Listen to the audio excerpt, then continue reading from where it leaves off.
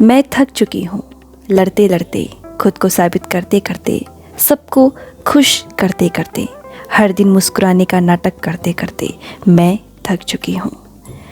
जब कोई कहता है कि मैं थक गया हूँ तो इसका मतलब सिर्फ शरीर की थकान नहीं होता, ये आत्मा की पुकार होती है, एक चीख जो दुनिया की आवाज़ों में खो गई है। हम सब थक चुके हैं क्योंकि हमने खुद को छोड़ दिया है।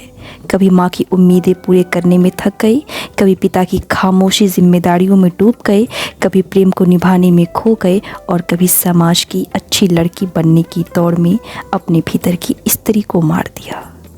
ओशो कहते हैं, जब तुम खुद से कट जाते हो तो दुनिया की हर चीज़ बोझ लगती है, हर रिश्ता, हर जिम्मेदारी, हर मुस्कान एक मुखौटा बन जाती है। और जब तुम मुखौटे पहन पहन के जीते हो तो एक दिन भीतर की आवाज़ चीखती है, बस अब और नहीं, मैं थक चुकी हूँ। तुम्हारी ये थकान पाप नहीं है, ये कमज़ोरी नहीं है, ये तो ईमानदारी है। ये पहला कदम है स्वयं की ओर लौटने का। ओशो कहते हैं, जो थक गया है वो अब तैयार है झूठ से बाहर आने को, भीड़ से अलग होने को, अकेले चलने को, अपने भीतर उतरने को। तुम्हें लड़ने की ज़रूरत नहीं है अब।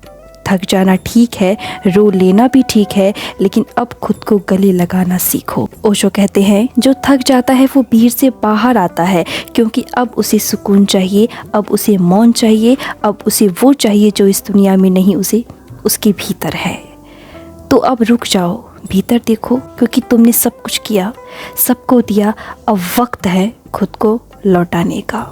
कभी अकेले बैठकर पूछना खुद से, मैं क्या चाहती हूँ, क्यों मैं हर बार खुद को भूल जाती हूँ, क्या सच में मुझे ये सब चाहिए, या फिर क्या मैं खुद के बिना जीने की आदत डाल सकती हूँ। ओशो कहते हैं, जीवन का थक जाना नया जीवन पाने का निमंत्रण है। मृत हो जाओ उस छूट से जो तुमने ओढ़ रखा है और जन्म लो अपने सच्चे रूप में। हाँ, मैं थक चुकी हूँ और अब मैं छोड़ती हूँ सबको खुश करने की दौड़ और चुनती हूँ खुद को, अपने मौन को, अपने अस्तित्व को। कभी कभी थक जाना भी क्रांति होती है, तुम भी उस क्रांति का हिस्सा बनो, भीतर उतर जाओ। आप मुझे कमेंट करके बताएं आपको यह वीडियो कैसी लगी।